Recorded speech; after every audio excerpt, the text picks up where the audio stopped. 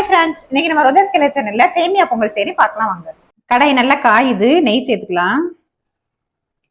நெய் நல்லா காஞ்சதும் ட்ரை கிரேப்ஸும் முந்திரியும் சேர்த்து நல்லா வறுத்துக்கலாம்.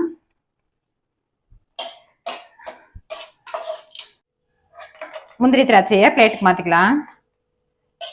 அதே நெய்ல சேமியா வறுத்துக்கலாம். நல்லா சேமியாவை நல்லா பொன்னிறமா வறுத்துக்கலாம்.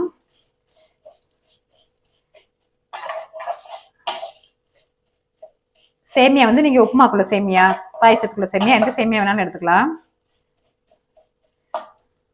சேமியா நல்லா வறுத்தாச்சு, பிளேட்டுக்கு மாத்திக்கலாம்.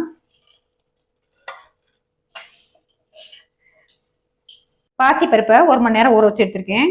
அதையும் இதே கடாயில வேக வச்சுக்கலாம். தண்ணி ஊற்றி வேக வச்சுக்குவோம். பாசி பருப்பு நல்லா கொதி வந்துருச்சு.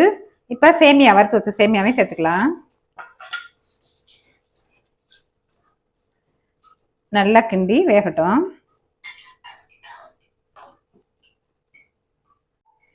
நல்லா பாசி பருப்பு சேமியாலாம் வெந்து வந்துருச்சு. இப்ப சக்கரை பொங்கலுக்கு தேவையான நாட்டு சக்கரை சேர்த்துக்கலாம். நல்லா நாட்டு சக்கரை சேர்த்து நல்லா கிளறி விட்டுக்குவோம். அடுத்ததான் ஏலக்காய் தட்டி வச்சிருக்கேன், அதையும் சேர்த்துக்கலாம். நம்ம வறுத்த நட்ஸையும் சேர்த்துக்கலாம். முந்திரி திராட்சையும் சேர்த்து நல்லா கிளறி விட்டுக்குவோம். அடுத்ததா தேங்காய் துருவல் எல்லாத்தையும் நல்லா கிளறிக்குவோம். நம்ம சக்கரை பொங்கல்னா எப்பவுமே பச்சரிசியில தான் செய்வோம். இந்த மாதிரி சேமியால டக்குன்னு ஈஸியா ஒரு 5 நிமிஷத்துலயே ஸ்நாக்ஸ் வீட்லயே ரெடி பண்ணிடலாம். ரொம்பவே ஹெல்த்தியானது. லைட்டா நைஸ் சூப் சேர்த்துக்கலாம். இனிப்பு அப்பதான் தூக்கலா இருக்கும்.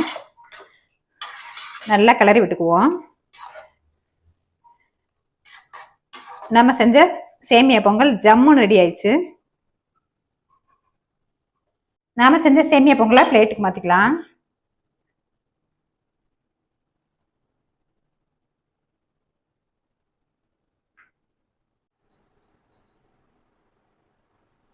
இந்த மாதிரி சேமியா பொங்கல் செஞ்சு கொடுத்தீங்கன்னா சின்னவங்க வந்து பெரிய வரைக்கும் கேட்டு வாங்கி சாப்பிடுவாங்க.